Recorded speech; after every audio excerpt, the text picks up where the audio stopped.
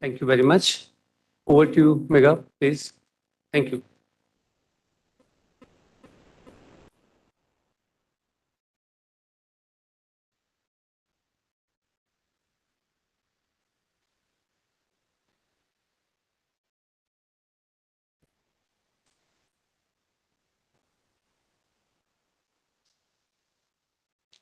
Thank you, Dean PRL, Professor R.D. Deshpande ji. I take this opportunity to welcome all of you, distinguished dignitaries and honorable invitees, my dear colleagues, and all those joining us live on YouTube. A very good morning and warm greetings to all of you. I am Megha Bhatt. On behalf of IPSC and PRL, I welcome you all to inaugural session of 4th Indian Planetary Science Conference. Well, at outset, I request all of you to kindly switch off your phones or put it on silent mode so that we have uninterrupted proceedings. Thank you.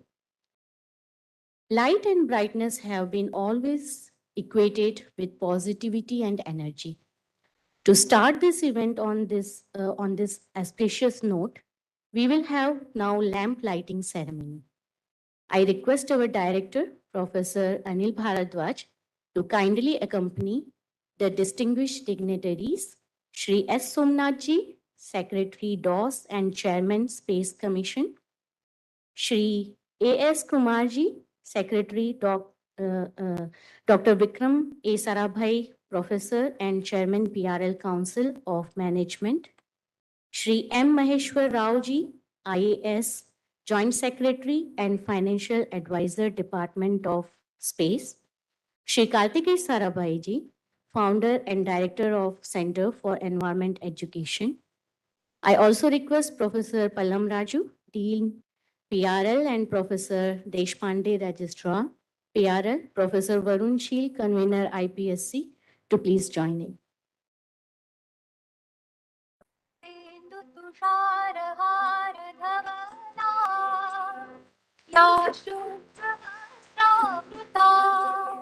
या वीणावरदण्डमण्डितकरा या श्वेतपद्मासना या ब्रह्माच्युतशङ्करप्रभृतिः देवैः सदा वन्दिता सा मां पातु सरस्वती भगवती निःशेषजाड्यापहा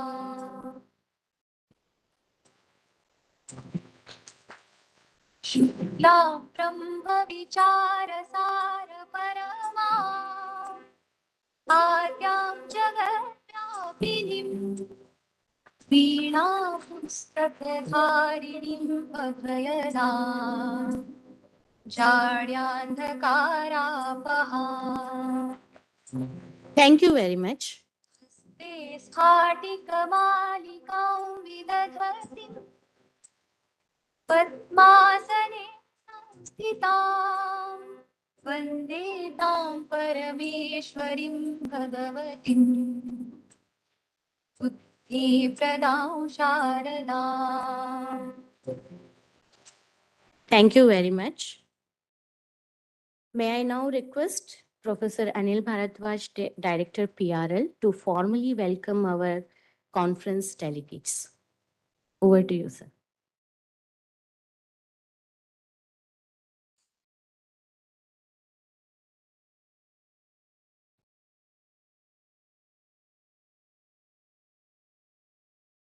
नमस्कार, सुप्रभात, अभिवादन, केम छो, अंबागाड़ी, सत श्री अकाल, आदाब अर्ज, बालुआची, वणकम, नमस्कार अंडी, राम राम, राधे राधे, जय Shri Krishna, a very good morning. Wishing you all a very Gudi Parva, Ugadi,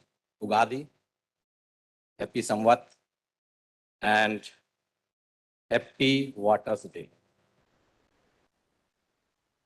Respected Shri A.S. Kiran Kumar ji, Member Space Commission, Member Prime Minister's Science, Technology, Innovation and Advisory Council, and Chairman PRL Council of Management, Shri S. Somnath ji, Secretary Department of Space, Chairman Space Commission and Chairman ISRO, Shri Kartik Sarabhai ji, Director Center for Environment Education and member of PRL Council, Shri S. Maheshwar Rao ji, Additional Secretary and Financial Advisor, Department of Space and member of PRL Council. Distinguished invitees, Shri Samar Chopra ji, Director of Institute of Seismological Research. Distinguished invitees from ISRO and DOS fraternity. Invited speakers, session chairs, associate members, and more important, all the distinguished delegates and members who have assembled here for the 4th IPSC conference. I would also like to welcome my colleagues from PRL as well as the IPSC 2023 team, as well as those who have joined us live on the PRL's YouTube channel. आप सभी का चौथे भारतीय ग्रह विज्ञान सम्मेलन में भौतिक अनुसंधान प्रयोगशाला के इस ऐतिहासिक प्रांगण में स्वागत है, अभिनंदन. A very warm welcome for the 4th Indian Planetary Science Conference, that is IPSC 2023, at this historic campus of Physical Research Laboratory, in short, PRL. As we all know, PRL was established in the year 1947 by the father of Indian space program, Dr. Vikram Sarabhai. So as India is celebrating the Azadi Ka Amrit Mahotsav, its 75 years of independence, PRL started its Platinum Jubilee celebrations 2.5 years back on 4th of August 2021 to a very special series of actions which we call PRL Ka Amrit Yakshan, and with a sankalp that we will conduct 75 episodes of this Yakshan, having one Yakshan every week at 4 p.m. on Wednesdays. And these Yakshans were delivered by personalities of science, technology, engineering, arts, literature, sports, business, law, management, social science, medicine, you name any field of science or engineering or social science, they were all there. We completed this sankalp on 4th of January this year, 2023, without any break. And the 75th episode of this Vyakhan series was delivered by Shri S. Kiran Kumar ji on 5th of January, 2023. We are lucky to have many of our Vyakhan Kartas with us today. And they are all sitting here in the front row, including the chairman ISRO, Kartik Sarabhai, and Samar Chopra ji. So PRL Ka Amrit Yakshan became a brand, and we thought we should continue this legacy. And hence, we have now converted this PRL Ka Amrit Yakshan to a monthly Vyakhan series. And the first monthly Vyakhan happened on 30th of January, which was delivered by Shri Dr. Kasturi Rangan. So this monthly Vyakhan series is now going on, and we will like to continue this going on till the centenary celebration of PRL. Now talking about IPSC, that is Indian Planetary Science Conference, we started this series of conference in the year 2020, just before the pandemic, and in PRL, in person. But subsequently, because of the pandemic, we could not hold in-person conference, but we did not have a break. We continued to have conference in 2021 and 22 in online mode, and about more than 150 to 200 delegates actually participated in this conference online. The 4th IPSC is now back in person in PRL, and it is also very unique that not only it is happening in person after a break of 2 years, but for the first time, this is being organized under the aegis of Indian Planetary Science Association, IPSC, a new association formed this year, and we will have the formal launch of IPSA today by Secretary Department of Space and Chairman PRL Council. IPSA is a young movement created to better organize the planetary science research activities and solar system exploration in the country and create avenues for scientific discussions and presenting new developments and advances, as well as provide direction and vision to Department of Space and Government of India on future planetary and space science missions. IPSA sponsored 2 days workshop happened in last 2 days as a prelude to this IPSC on 20th and 21st of March. And this was a special workshop for students of MSc, MTech, BTech, and MPhil from different parts of the country working in a domain of physics, geology, chemistry, aerospace, and things like. And also, IPSA is sponsoring the workshop on solar physics, which is going to happen in Udaipur Solar Observatory of PRL during April 3rd to 5th. So this fourth IPSC conference has attracted more than 200 delegates. Probably it is about 225 in number, with both oral and poster presentations numbering more than 150. All of you must have noticed that we have a very, very large gathering of young scientists, or actually early career scientists. And this is a very heartening sign or indication that future of Indian planetary science, growth in the country, as well as of IPSA, is very bright.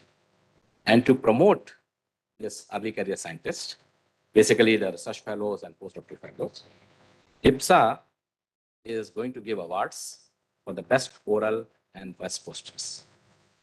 And this will be in different categories as well as in different fields decided by the committee. And you have to all compete to get this award, which will be announced on the last day, that is on 24th evening. So I wish good luck to all the early career scientists. Before I close, let me inform that IPSC under the patronage of IPSA is becoming popular, and already there is an offer to organize IPSC under the banner of IPSA at different parts of the country at different institutes. Also, the first general body meeting of IPSA will be held tomorrow in the evening in this conference hall. And all those who are the member of IPSA or those who are going to enroll in next 2 days are most welcome to attend this general body meeting. And you can contact Professor Varun Sheel or Dr. Durga Prasad or me, who is incidentally the founding president of IPSA.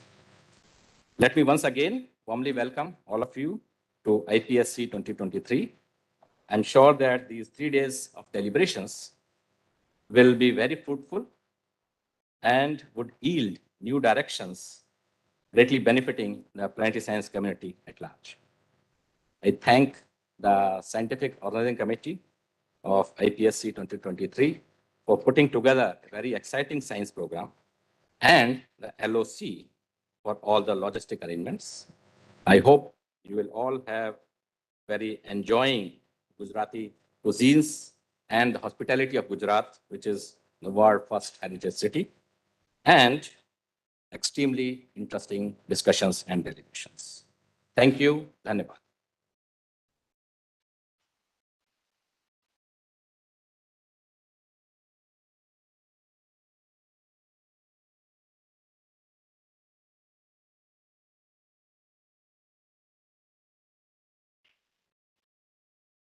Thank you, sir, for your welcome remarks. Now I kindly request Padma Shri A.S. Kiran Kumar ji, Chairman PRL Council of Management and member of the Space Commission, for giving the keynote address.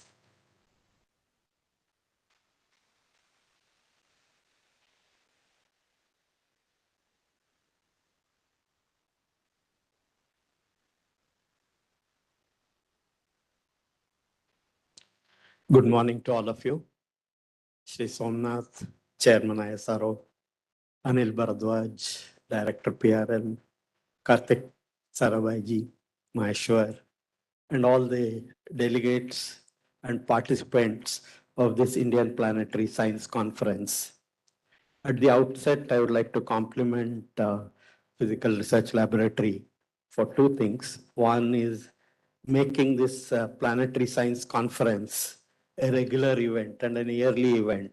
And now this is the fourth year of this Planetary Science Conference. And in this, there is also a new addition where a new association which has been recently formed, Indian Planetary Science Association, is also involved. See, today, if you look at in India, availability of space-based and also ground-based observations of celestial objects, etc., is increasing, and the ability to generate more and more data is growing in a very significant manner. Just yesterday, for example, there was a inauguration of the 4-meter liquid mirror telescope, which is established at Nainital, Aries. And this 4-meter liquid mirror telescope, along with the 3.5-meter telescope at Nainital, is also going to provide to the country a very unique observation capability of celestial objects. And Indian space program itself, if you look at, it is progressively bringing in newer and newer capabilities. And this year, you are also going to see Aditya mission and many other missions which are in line. When both the capabilities of observation of celestial objects from space and ground is increasing, it's also essential that there are more people who will actually make use of these observations and then make sense out of it. And it is here that events like what is planned today or what happened a couple of days back, and the ability of these associations to bring in newer and newer participants, catching them in, making them aware of this is an extremely important requirement. And in this context, I'm definitely very happy to see that Physical Research Laboratory is taking initiatives where it's not just conducting a conference or bringing people together, but also involving the next generation participants starting at a very early level. And probably in future, we should also look at in these kinds of program, how we can bring in students at even school level and then bringing them some exposure and showcasing to them the various observational capabilities that exist and giving them exposure. And it is only when we are able to have greater participation and more people pouring into the data and analyzing the data can we make sense out of the universe and what's happening. If you look at India, the tradition of India with respect to observing nature and observing space and making sense out of that has had thousands of years of history. And today, with the new tools and technologies that are available, and with the ability to build more advanced instrumentation, what can be learned is far more than what probably has been done up to now. And in this context, once again, I'll compliment Physical Research Laboratory and IPSA, Formation IPSA itself, and then wish all the participants of this 3-day conference a great success and very enlightening and meaningful interaction. And all of you should also look at how you can in turn energize and enthuse more people to participate in such programs in the future. Thank you.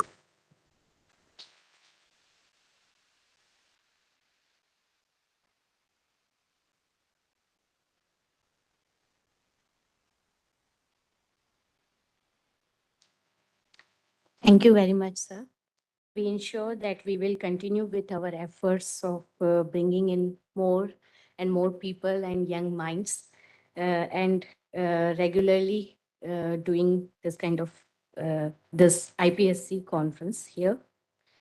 Now I request our chief guest, Shri S. Somnath ji, Chairman ISRO and Secretary, Department of Space, to kindly address the conference delegates.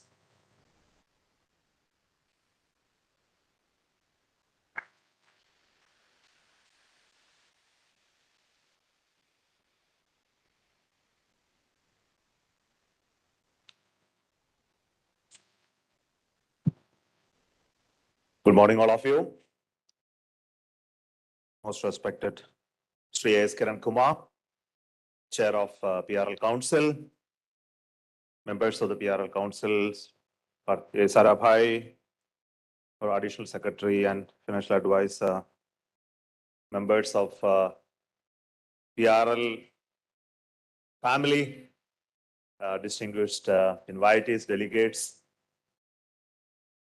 I'm really happy to be part of this conference on the 4th edition of Interplanetary Science Conference. As Dr. Paradoj just mentioned, that it has been going on without any break, even during the COVID times. And I'm really happy to see large number of delegates and participants for this conference. And when I look through some of those presentations also, it's very exciting that it covers wide spectrum of activities in this domain, starting from the understanding of the science objective of exploration to the instrument building, and also the exploration part of it, where the mission part of it is also addressed. When we look into the excitement part of space, I think always that comes to any young person's mind is talking about astronomy, astrophysics, astrobiology, all of this. And I had the opportunity to meet many young people all across the country, wherever I travel, talk to school children, college going people. All of them are excited about this aspect of the space technology or science. I think natural tendency of anybody, any human being, is to understand what he doesn't really understand. So everybody has a mind to look at the heavenly bodies and read about it, understand about it, and ask a lot of questions. Just 2 days back, I had an opportunity to interact with one college physics department in Delhi University. All the questions were only on this topic of black holes, exosolar planets, creation of the universe, Big Bang, when it will end, when it will begin. No, all these fundamental questions are asked because it's primarily because of the excitement that it generates. And this is natural process of human being is to understand, trying to understand all these processes as much as he can. And this is where the science began, I believe, to look outside and then wonder what is there beyond this surface of Earth and to make some sense out of it. I think as already Kiran Kumar sir mentioned, we have a tradition of observation in India just by the naked eye and making a lot of science out of even those observations itself. I think all of you are familiar with that part of it. But later, there were systematic study of heavenly bodies, making sense of our place in the whole of the universe. And we have quite a bit of understanding about where we are and what we are. I think this aspect is now reasonably clear to us. But I always tell that the real picture is still not visible to all of us. Though we talk about the universe, its creation and its expansion, I think, I don't know, nobody has explained where it is going and what is the size of the whole of this itself is. So natural process of any evolution is to explore further, as we normally say that the Columbus traveled all the way across to find out the new lands. The human race will still continue to travel to explore new places for its expansion, evolution, etc. So for that, one of the important tools that we have today is the space technology, as we realize today that the ability to provide velocity to a body and take it around Earth or even leave Earth, overcoming the gravity field of Earth is something that is really wonderful. Those machines that enable us to travel from the surface of Earth, put objects in orbit, or even travel to planetary bodies is one of the important tools that we have today to explore the unknown. And just because of that capability that we developed over last many years, not only in India, but across the globe, that we were able to understand the universe in much deeper way than ever in the past. The platforms that we have put in place, like the Hubble, the Kepler, the Chandra, and now the James Webb, is going to give us greater insights into the creation of the universe and those questions that are left to be answered yet. So the excitement is still there, and it is continuing to be going to be there for many more generations. I am very sure about it. And that's a interest in the planetary science, and that's interest in the topics that we are discussing today. And I am very sure, as Director PRL mentioned, the younger generation, the budding scientists, will definitely take this task much farther. As far as ISRO is concerned, we were doing our part in a very small way in building scientific instruments, placing observational systems in whatever missions that we could start from the early genesis of our space program. And we continue to do planetary explorations with small budgets and making reasonably good scientific outcome out of it. I think this is well known to each one of you. Of course, I am going to speak a little bit about it later. But what is more important for us is to really make some unique finding over a period of time. I think this is something that we should always look for. Going through the same beaten path of what others have done definitely has a merit, because we learn how to do things. Normally, we say that copying is a very good exercise for creating competence. But then what is most important is to do something very uniquely by looking at what others have not yet done. I think some of those experiments that we have done in the past in many of those missions are really done very unique findings. I think all of you know about it, the finding of water on the moon. It came out of one of our mission. I think many more observations and scientific outcome has definitely come out of our platforms like AstroSat. And in the future, we are very sure that we will continue to do many more missions as much as we can within the constraints that is offered by our ability to place future observational platforms in space by the scientific capability as well as our financial capability. Both of this will determine how much we will be able to take it far. But I am very sure with the growth that is visible to this nation in terms of the science and technology and in terms of its the might of as a nation, I am very sure that we will take the scale of our activities in science, exploration, etc., to greater heights. It's important for any nation to build competence and capability in this domain, to create the required number of people around to work on it, to answer those questions, which are very definitely will come up. What is it going to do by understanding where the universe is to the common man? I think this question is always coming up. Other day, there was a young boy was asking how much money we are spending for this work, which may not really produce those tangible outcomes that the nation is looking for. Where is it actually feeding to? I think these questions are important questions as much as the scientific questions. I think these questions also need to be answered in the larger context of a nation building process. So these are some of the thoughts that comes to me in my mind as I stand here when you are working on a conference for planetary exploration. I think the work which we have done so far is quite enough for our younger generation to get enthused and take the next steps, greater leap forward in the days to come. I am very sure about it, with stronger conviction that is needed in the entire community, as well as not only the scientific community, the whole of the nation, as well as the scientific minds within this country. I am definitely sure that we will tread new path in exploration, identify new missions, build new instruments, and provide the greater insights on our place in the universe to the future of the world. Thank you so much, and wish you all the very best on the fourth edition of this conference. And I'm also very happy that a new association, IPSA, has come into place.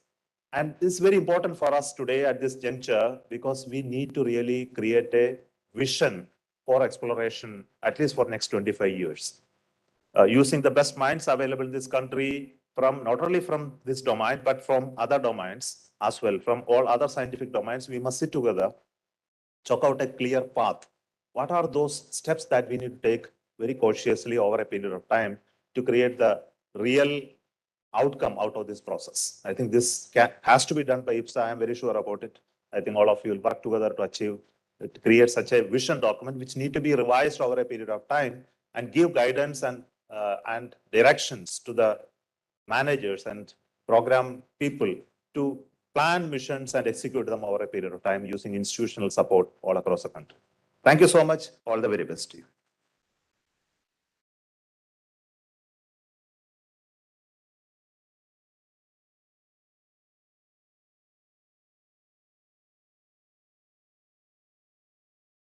Thank you very much, sir, for providing us much needed thirst for our scientific thought processing. Now I request Professor Varun Shi, convener IPSC, to provide overview of the conference and also overview of Indian Planetary Science Association.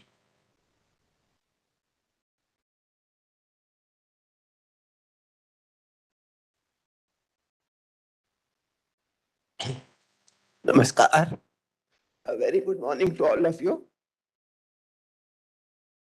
Shri Somnath ji, Secretary Department of Space.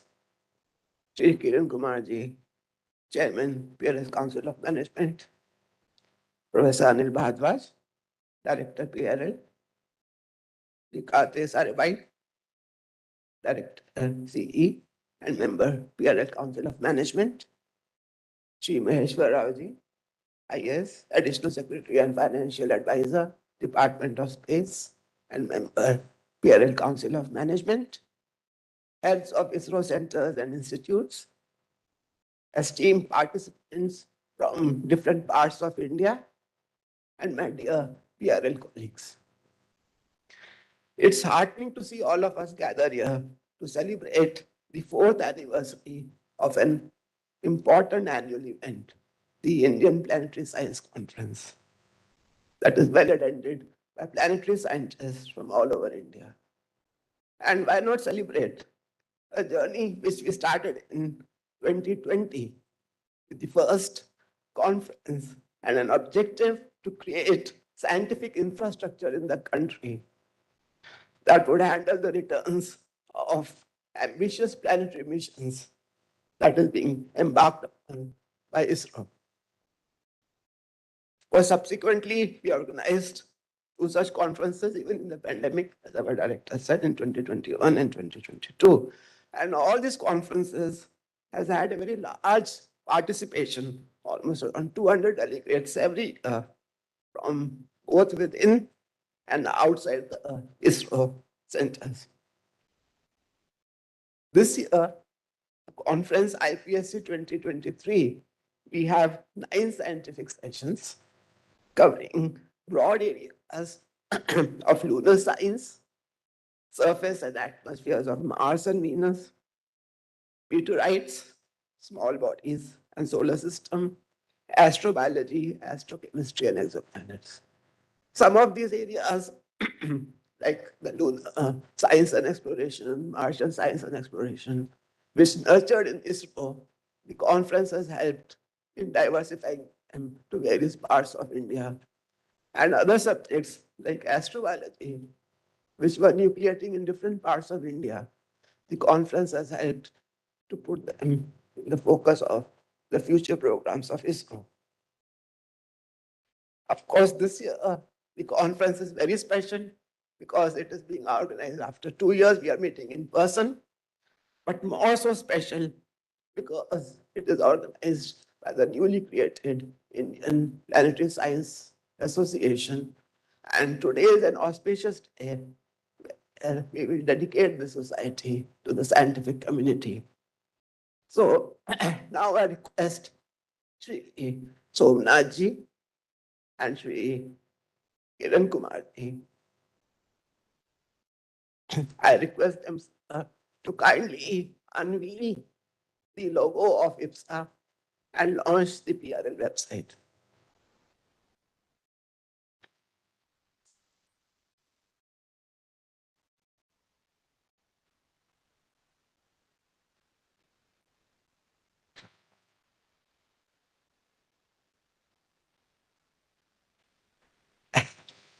Sir, please do the honors.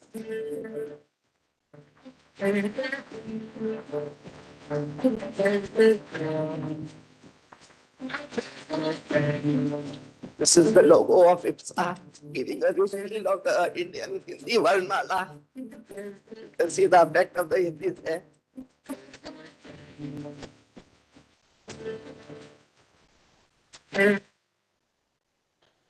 And this is the IPSA website, which will be available to the public. Thank you, sir, for launching the website and unveiling the. Now I request our director to present the lapel pins of the IPSA to the dignitaries.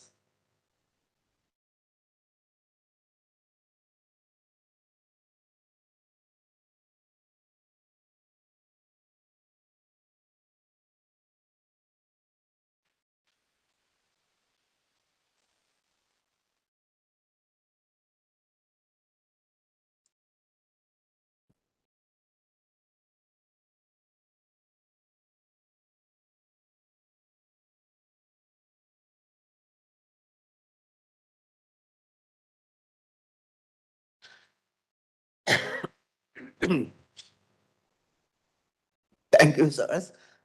I now request Shri Somnath ji to present before you the certificate of registration of the Indian Planetary Science Association. This has been registered with Gujarat, Ahmedabad, under the Societies Act.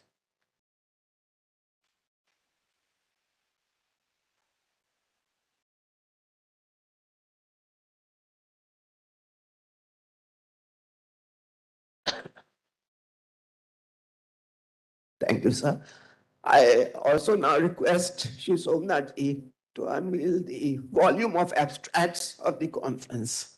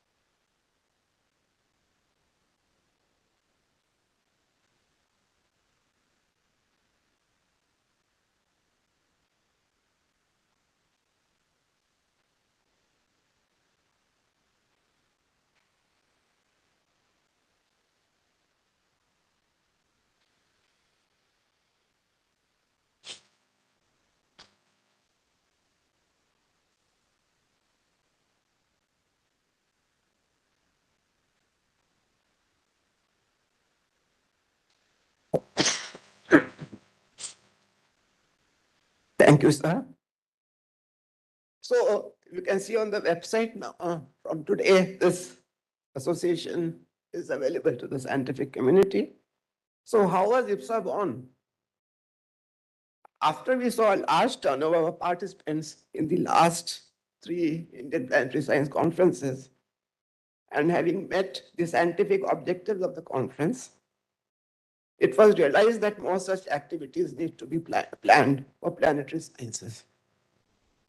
And for this, we brainstormed how to promote active interaction among scientific communities from different disciplines across the country.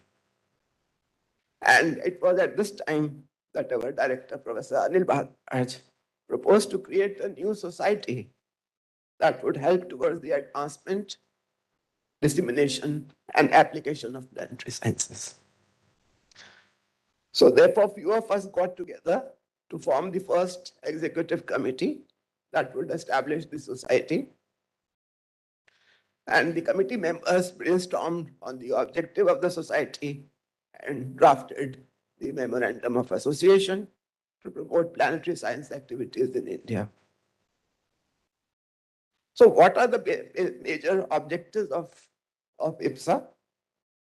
Basically, it is to encourage the scientists and academia of India to generate a long-term vision with participation of all stakeholders The main objective is to provide a single platform for planetary researchers in the country to present and discuss the research accomplishments and subsequently drive the planetary exploration in India.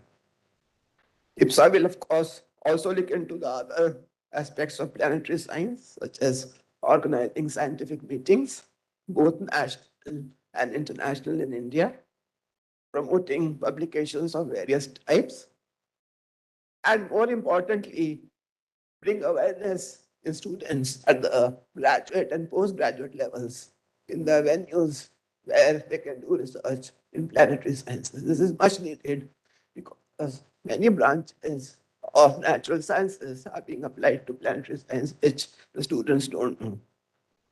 And here, of course, you can see the broader objectives of IPSA. You can go to the website. So I invite all of you to actively participate in the conference. This year we have kept longer, relatively longer sessions of the poster to allow active interaction, especially the young researchers. I encourage you to interact with each other so that you go back with the feeling of learning from here. And above all, I encourage you all to become active members of IPSA. There is a booth outside where they'll tell you about the advantages of becoming members of IPSA, and I encourage you to please register there and support the society. तो चलिए प्रतिज्ञा लेते हैं, बोल के ये नारा, IPSA है हमारा, IPSA है हमारा. धन्यवाद.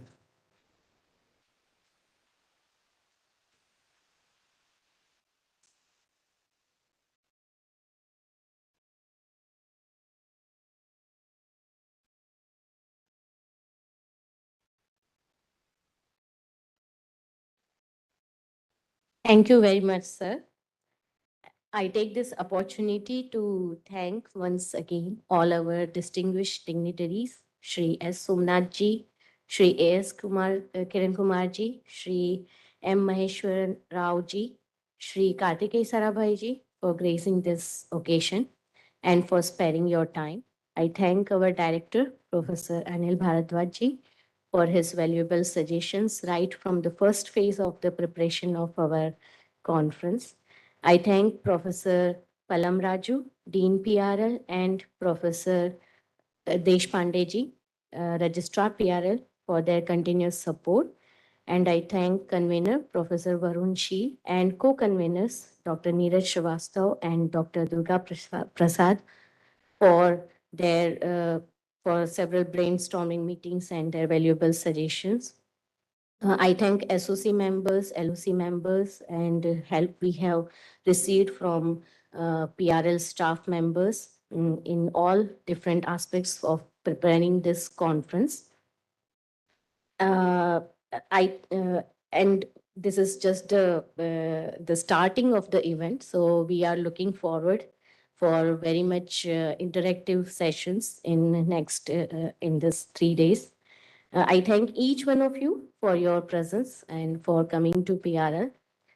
Now we move to the next part of the session, and for conducting that, I request Shri Kiran Kumar ji to please take over and chair the session of inaugural talk. Over to you, sir. Good morning and thank for this session.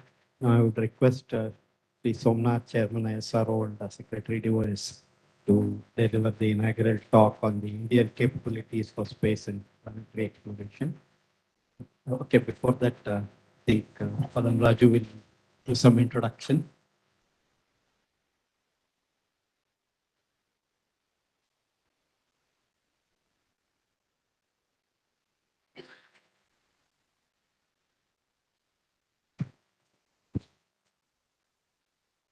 Very good morning to all of you. Thank you, sir, for providing me with this opportunity to introduce the inaugural speaker. It is a great honor and a pleasure for me to introduce Sri S. Somanath, who is a distinguished scientist and Secretary, Department of Space, Chairman, Space Commission, and Chairman, ISRO since 14 January 2022. Shri Somnath, with a distinguished career spanning nearly 36 years, has made significant contributions in the area of space technology, and he is an expert in the area of systems engineering of launch vehicles. In his previous assignment as the director of one of the leading centers of ISRO, the Vikram Sarabhai Space Center, he was responsible for launch vehicle technology development. Under his leadership, VSSC has achieved significant feats like crew escape system demonstration through pad, that is a pad abort test. And he was instrumental in spearheading the upcoming Gaganyaan mission and the development of small satellite launch vehicles. Prior to his stint at VSSC, he had been the director of the Liquid Propulsion Systems Center, where he has led the team to complete the development and qualification of CE-20 cryogenic engine and C-25 stage. In his capacity as Associate Director of Projects of Vikram Sarabhai Space Center and the Project Director of the GSLV Mark III launch vehicle, the first experimental flight for LVM-3 X-Care mission was successfully accomplished on 18 December 2014. He is a fellow of the Indian National Academy of Engineering, the Aeronautical Society of India, the Astronautical Society of India, and a member of the International Academy of Astronautics. He has published several papers in journals and seminars in the area of structural dynamics and control, dynamical analysis of separation mechanisms, vibration and acoustic testing, launch vehicle design, and launch service management.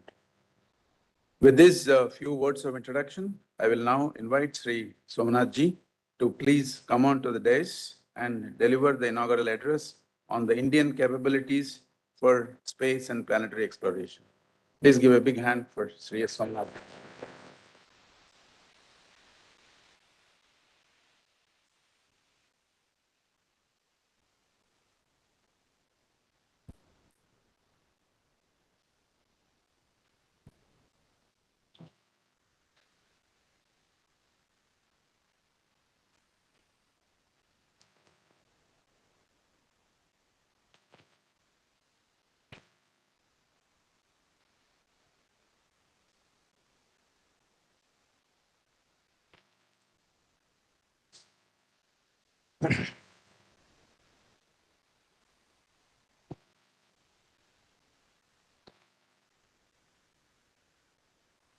Good morning once again.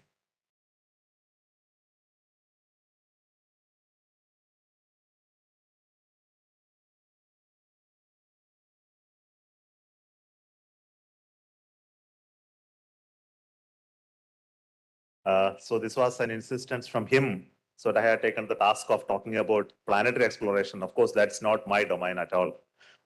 Let me first tell that. Of course, my domain is only building rockets, nothing more than that. But of course, given the opportunity, so I thought that I will make best use of it on talking about the work of others, which is a privilege that Chairman ISRO always enjoy. That I have the privilege of taking anything from anybody and then talk about it. I think so. Let's not worry about that aspect now. But then, what is most important is to understand how much that we have progressed in this task and what are those things that are in the future where we are planning to do is what is significant. Of course, I will always start from the rocket business only, because that is where I was all those years where I worked, starting to see the sounding rockets,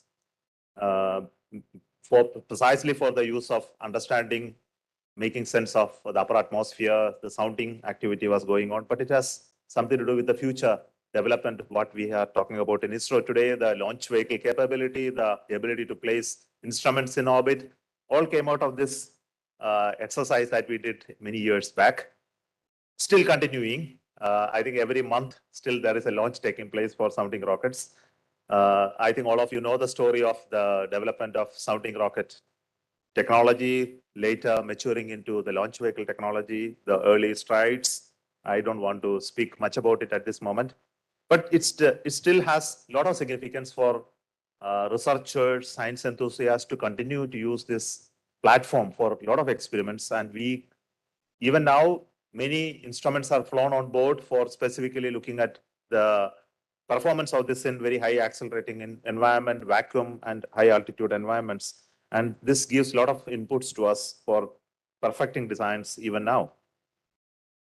If you look at the legacy of what we did over many years in the domain of developing, actually co-developing the launch vehicle technology, satellite building capability into science and exploration is something that is captured in this slide. Of course, in 1940s, we started with the balloon-borne experiments to look at the cosmic rays, X-ray astronomy, etc. Later in 60s, it went into the sounding rockets, sounding of the upper atmosphere. And the focus was mostly into the energetic particles. Of course, in 1969, the ISRO was born, and slowly we started the building of the satellites, the science experiments into the Aryabhatta, SROs, and other experiments that were carried on board some of those satellites in early operational satellites later also. But the real the breakthrough came when we went into the exploration missions like Chandrayaan-1, then the Mars orbiter mission, the Chandrayaan-2, and the future, the Aditya L1, and the remaining satellites and missions that we are going to talk about. I think the real jump in the scientific exploration activities has recently taken place. And connecting them to the launches or the launch vehicle capabilities are also equally important. Unless we have an ability to place heavier instruments in space, possibly we will not be in a position to do meaningful scientific experiments in the future. As we know today, the ability to build an instrument like the James Webb Telescope came simply out of the capability to place such a huge instrument in the volume of the rocket. Even then, it couldn't be. They had to make a deployable mirror system, which is very complex. So all of you realize that unless we have the ability, the end-to-end ability to design spacecraft, build and launch them through a heavier launch vehicle capability, we will not be in a position to carry out large-scale observations of the, as well as exploration of the planetary bodies, or even conduct human space missions, which are very essential for future exploration as well. So you can look at the travel of our instrument building launching capability is associated with our ability to build heavier and heavier payloads. Looking at the scientific exploration missions that we undertook and the results that are coming out of it is also very, very interesting. The Chandrayaan-1, the Mars orbiter mission, the AstroSat, Chandrayaan-2, all of them produce excellent results. I see some of them which I will have an opportunity to show you. Possibly you know them. Some of them may be worth to rewind and then understand that it has made real significance. The outcome is really very, very important in terms of the scientific outcome as well as the interest that it has created in the community. I think that is also equally important. Let us look at carefully into the 3 moon missions that we are talking about. The Chandrayaan-1 and Chandrayaan-2 have done its role very well. It has produced excellent results, and Chandrayaan-1 is an example of global cooperation, actually hosting instruments from other nations. Of course, in Chandrayaan-2, we couldn't do any of that. It was all the Indian instruments on board. And I can tell you that slowly we are also developing the capability to build very complex instruments ourselves. I think this is a great gain over the years. Today, when we talk about for Chandrayaan-3, there are nothing of other nations that are being hosted, and almost all instruments. In fact, I can tell you when the JPL team visited here and reviewed Chandrayaan-3 mission, they were actually praising us for the type of instruments and capability that you are really designed and built into Chandrayaan-3. I think this is a great recognition for us, and they told recently that we are ready to buy some of them for our own missions. So to that level, we have reached in terms of instrument building. I think it's very important. And many of those instruments on board Chandrayaan-1, Chandrayaan-2 have produced excellent results, and some of them we will discuss.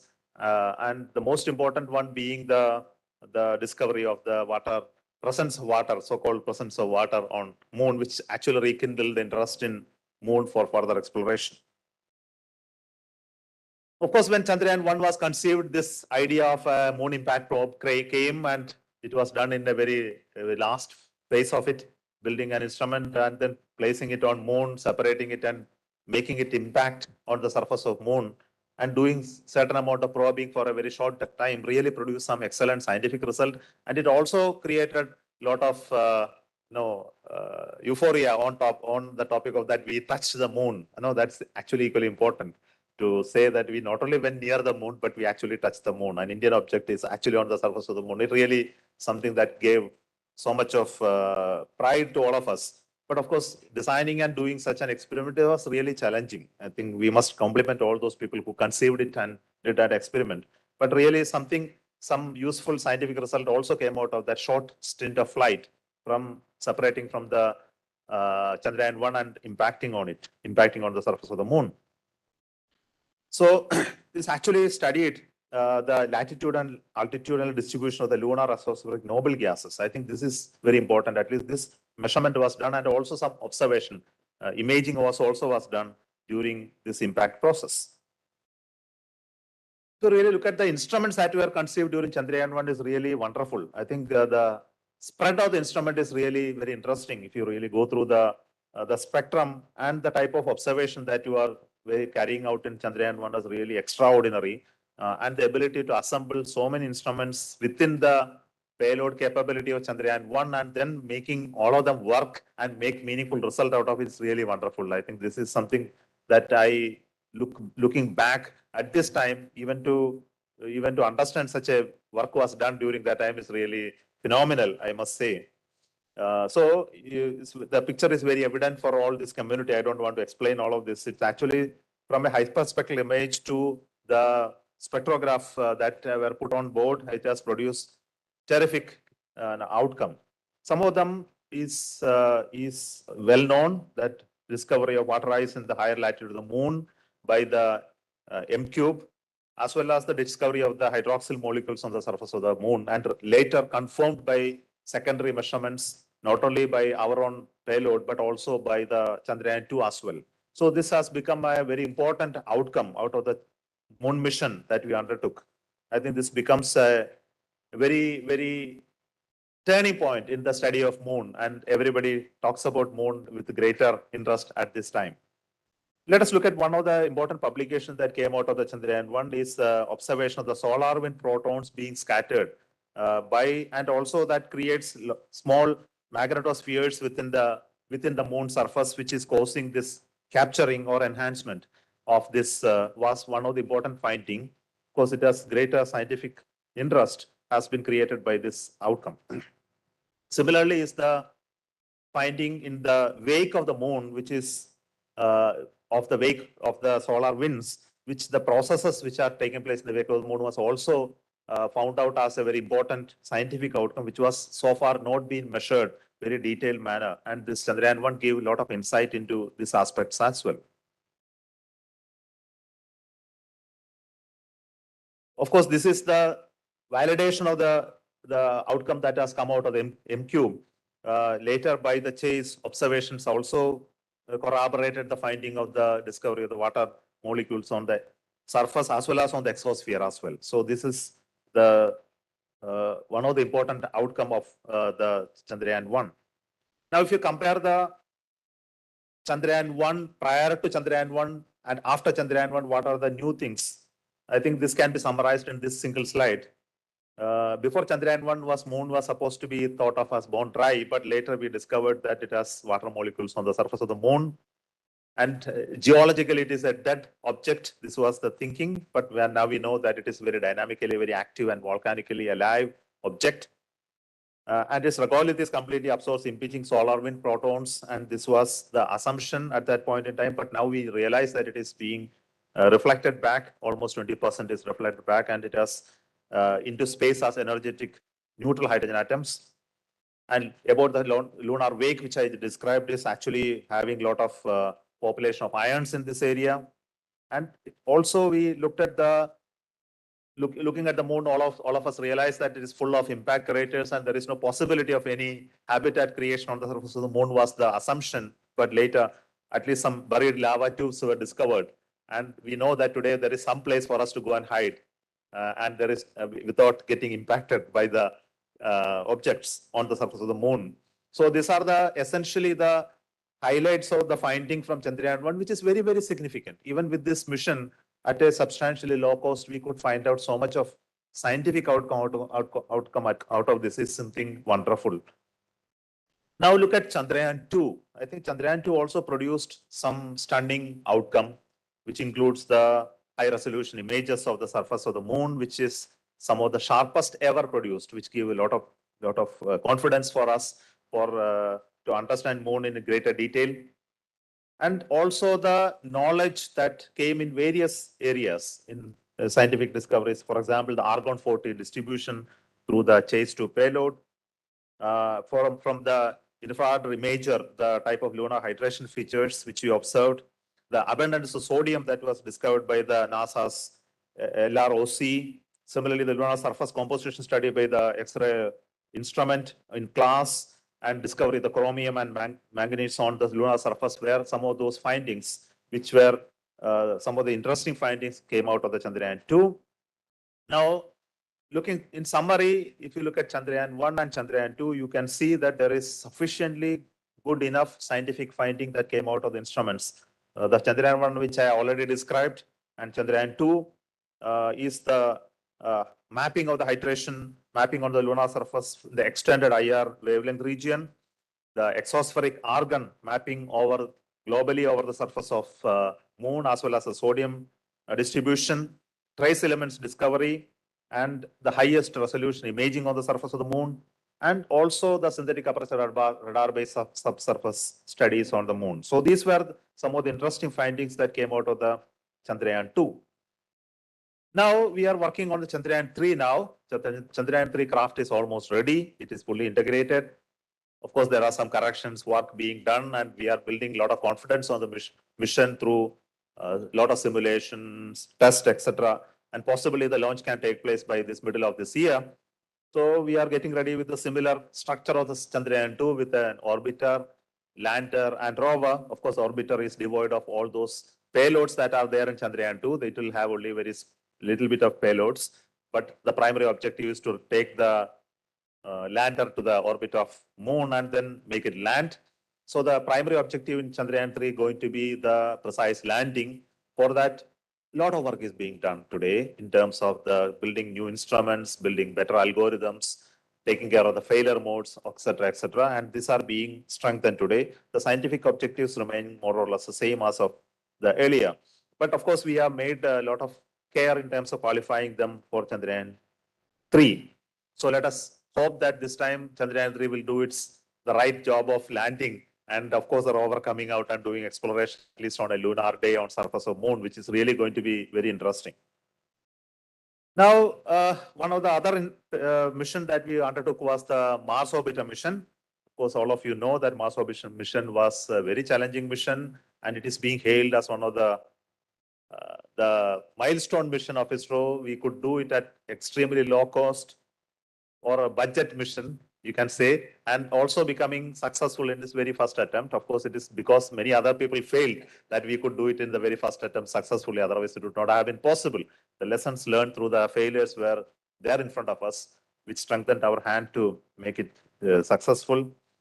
And a lot of scientific interest was there in Mars even before we undertook this mission. It continues to remain as a very interesting topic for all of us, as I have already mentioned on the slide.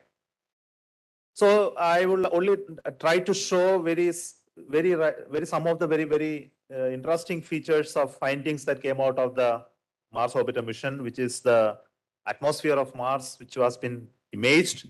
You can look at it in a very high clarity. And also the measurement of the Martian dust in situ composition measurement, which is very interesting. And also the suprathermal argon 14 Mars at exosphere, which is also to understand the energy budgeting on the exosphere of the Mars, which was very interesting at this time, and the clue to understand the escape of atmosphere. Actually, all of us realize that the atmosphere of Mars is very thin today. Possibly it would have been thicker like Earth one day. Once maybe it got thinned due to some processes, and understanding this process is equally important for us on Earth as well. So this is where the scientific interest is. what made the atmosphere to vanish on Mars is something that we need to figure out even today. I think there must be some theory, possibly you will be discussing today in the presentations, I believe. Now, the photos and images that came out of Mars mission is also exciting, like the imaging of the Phobos, as well as the Deimos, which was taken using the Mars color camera at the right time that we could take such interesting photos, which was very, very unique in its imaging process. Also, to understand some of the effects of the dust storms, as you know that Mars is full of dust storms, and how these dust storms affect the thermosphere of the Mars is something very interesting. And it actually varies with the presence of the dust storms, which expands the thermosphere substantially where the dust storms are present. This could be well mapped using both the missions, MAVEN and MOM, working together. And this understanding came out of a joint process of understanding from two different missions. This could be well captured and published. And look at the albedo from Mars, which is again came out of the Mars orbiter mission observations, which is very, very interesting. And this is also equally interesting to understand the energy balance and processes that are involved on the surface of the Mars. And of course, is the 3D images of Mars. The Mars Atlas, possibly you know that out of the MOM that came out of one of the important outcome is the Mars Atlas, in which the 3D image of the Mars was something very spectacular. I think all of us should look at it and wonder how we could capture such beautiful images from using our Mars orbital mission and then identify most of the places on the Mars. Now, to summarize that Mars orbiter mission, you know, today it has been destined to live for 6 months, but it continued to live for almost 8 years. And recently we had declared the Mars orbital mission non-functional after it has got into a problem of battery drain, and finally we declared the satellite is non-functional, but it still continued to orbit that place. And a lot of outcome out of the Martian missions. It produced significant number of publications, which I mentioned may be wrong.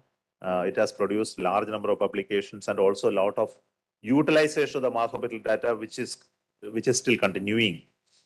So this is the net result of the Mars orbiter mission and the Chandrayaan missions that we undertook. Some of the interesting studies which was done using MOM are beyond the original goals of the Mars orbiter mission, which is also interesting, like the radio signal occultation experiment through the corona of the sun, which was conducted.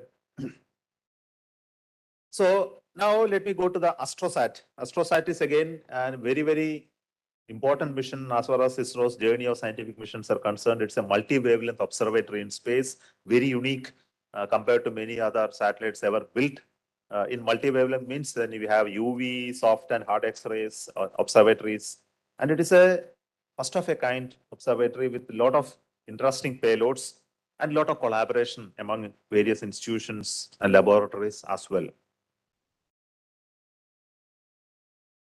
So some of the scientific outcome highlights from the AstroSat mission is very interesting, like solving the decade-old puzzle of the very old red hot star, off-pulse X-ray polarization from the Crab pulsars, extended emission from Butterfly Nebula, and discovery of Lehman continuum from Z 1.42, discovery the intermediate state in DRS, etc., etc. And coronal emissions in stars, thermonuclear burst in neutron stars, spin measurements of black holes, multi-level studies on blazars. All these came out of the AstroSat.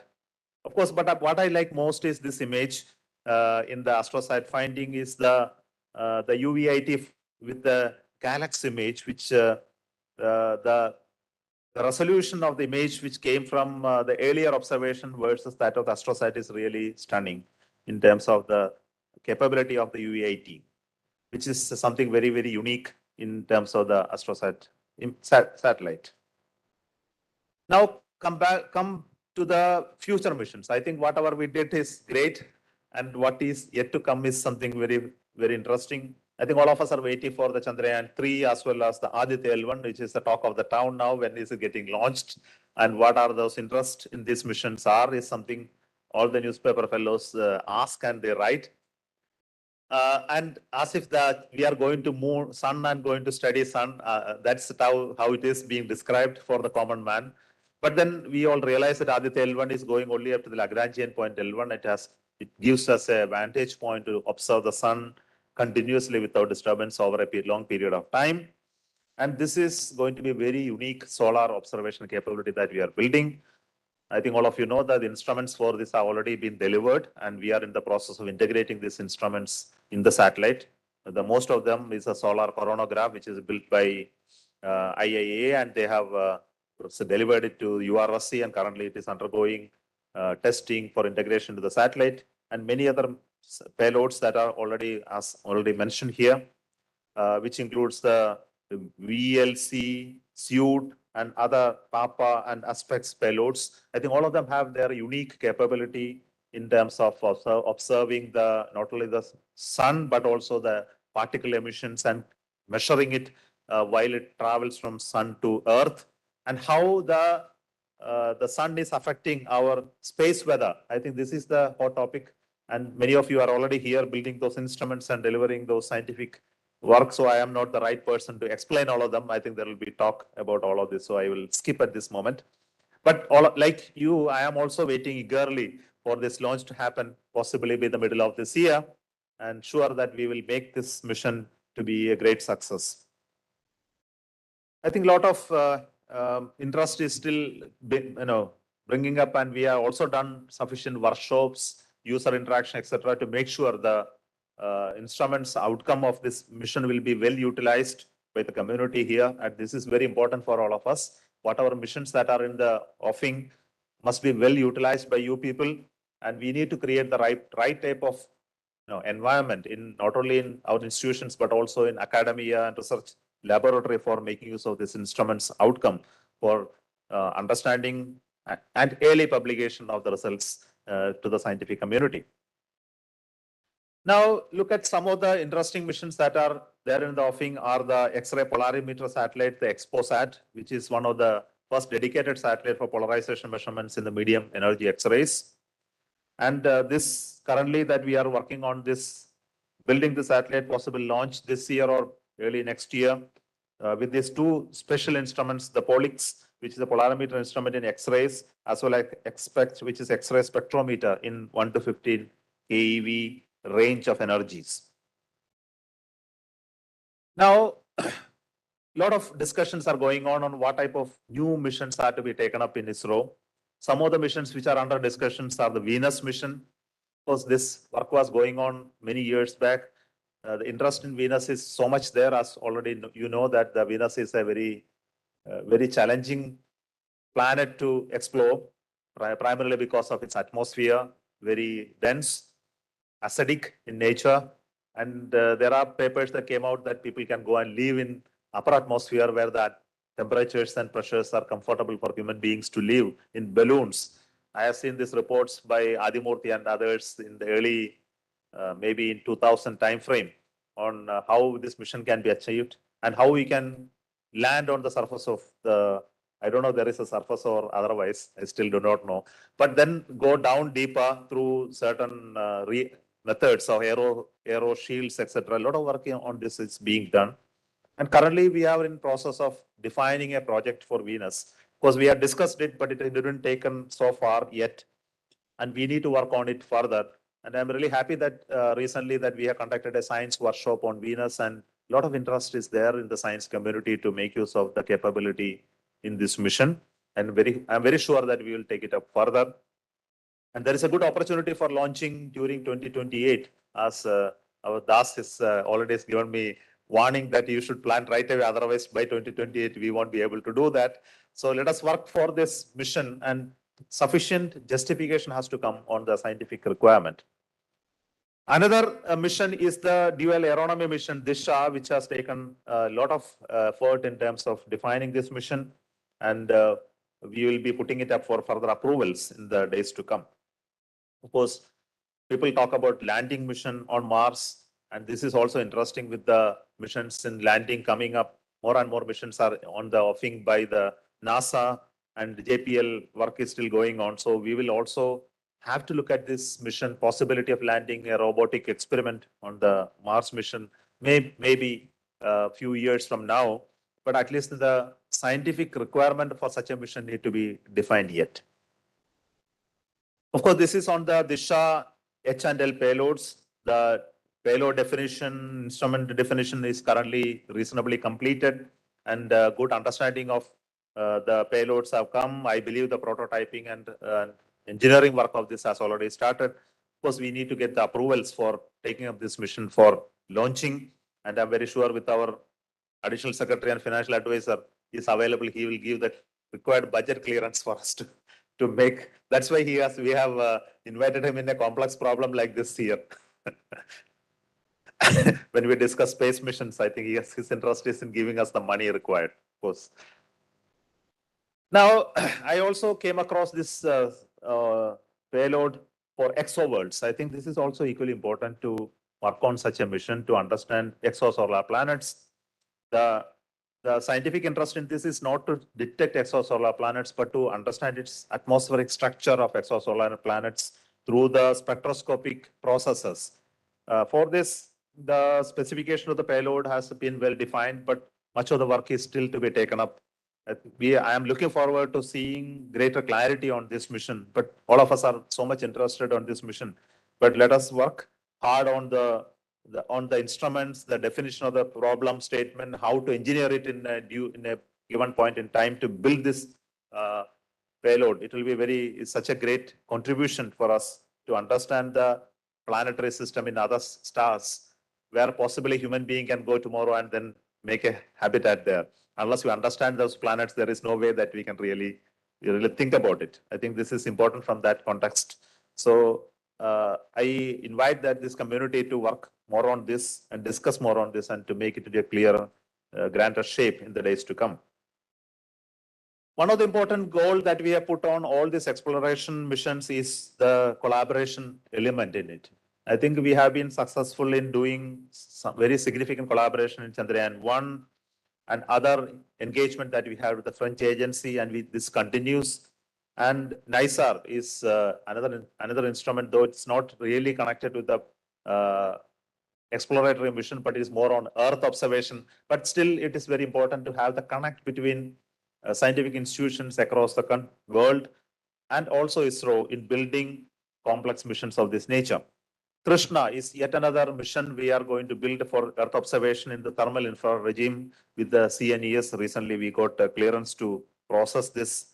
And we are also discussing a possible mission to Moon along with JAXA, where the lander will be built by them and we will launch it. They will launch it using JAXA, their Japanese rocket.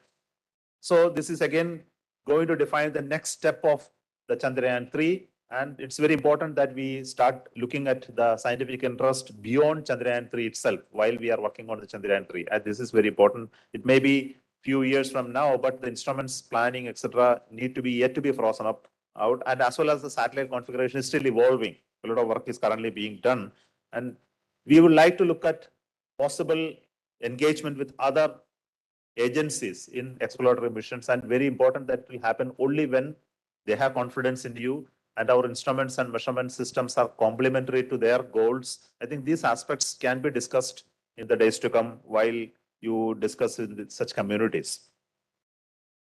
I also want to tell you that we have a lot of opportunities possible in low-cost exploration missions, like the one which can be done using our orbital platform. Possibly you are aware that every PSLV launch, not every PSLV launch, some of the PSLV launches that we have at the upper stage of the PSLV is converted into an experimental module, which is kept alive for post-launch before disposal, maybe 3 months, 6 months, and kept alive with the energy, platform stability, etc. You can host a very low-cost measurement instrument. What type of instrument is left to you now? And this can beam the data back on Earth. And I can tell you the next mission of PSLV is hosting 10 such payloads on PSLV. Some of them are from here, some of them from other institutions. And we must make use of this capability that is available using a PSLV left out upper stage with no cost to us. And this can really help a lot of research activities in early interest in research, building very low cost instruments out of commercial components. You don't have to go through the rigor of going through the space-based component selection design of electronics and detectors. It will give you an immediate outcome out of your experimental work. So I would like to tell you that in institutions and research labs, you must promote this instrument building so that we can host it in PSLA and provide you short duration observation of the space. It can be Earth or space, whatever, and then give you sufficient outcome out of it. Let us also know that Gaganyaan program is going very, very well now. We are working on a lot of objectives, sending the crew to space. Of course, that is a higher goal, sending human beings to space, but this also gives you a lot of opportunity to conduct experiments on board. I have not seen very good scientific objectives coming out of this whole program. I think this is something that we need to work on.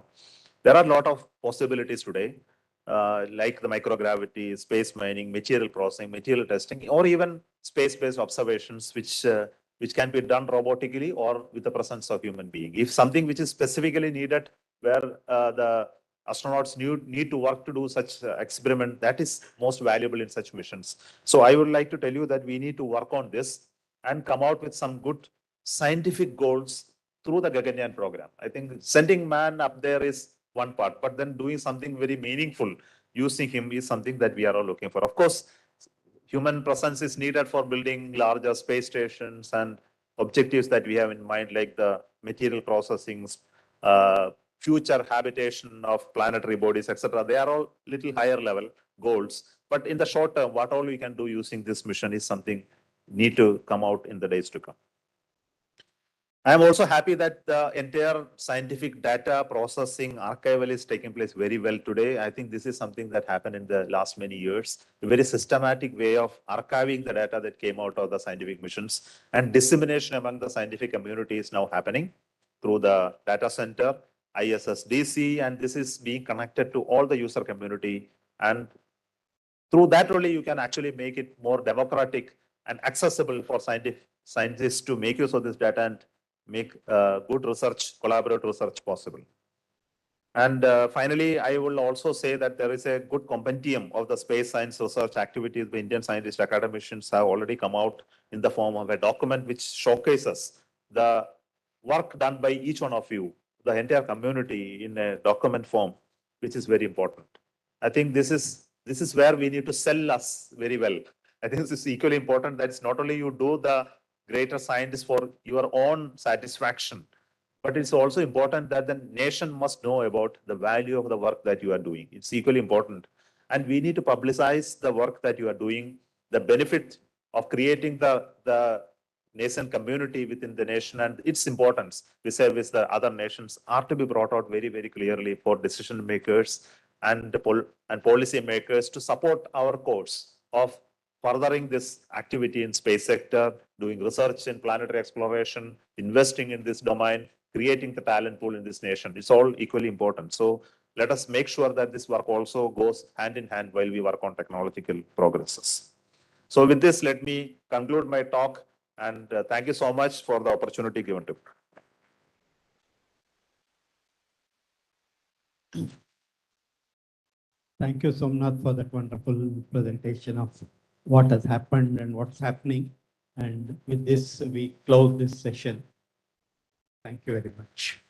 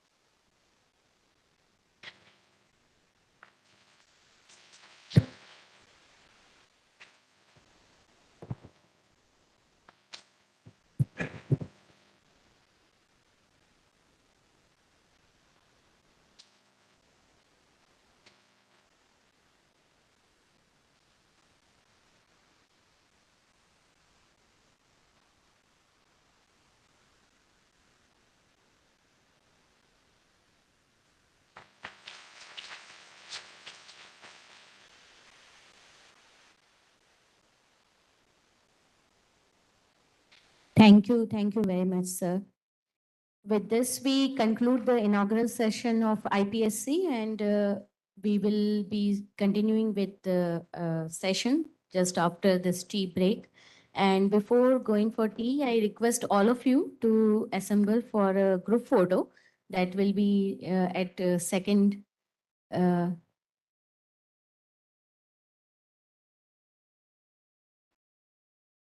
Yeah, so that will be at the second entrance gate from where you entered to PRL, and our volunteers will help you to reach there. Thank you.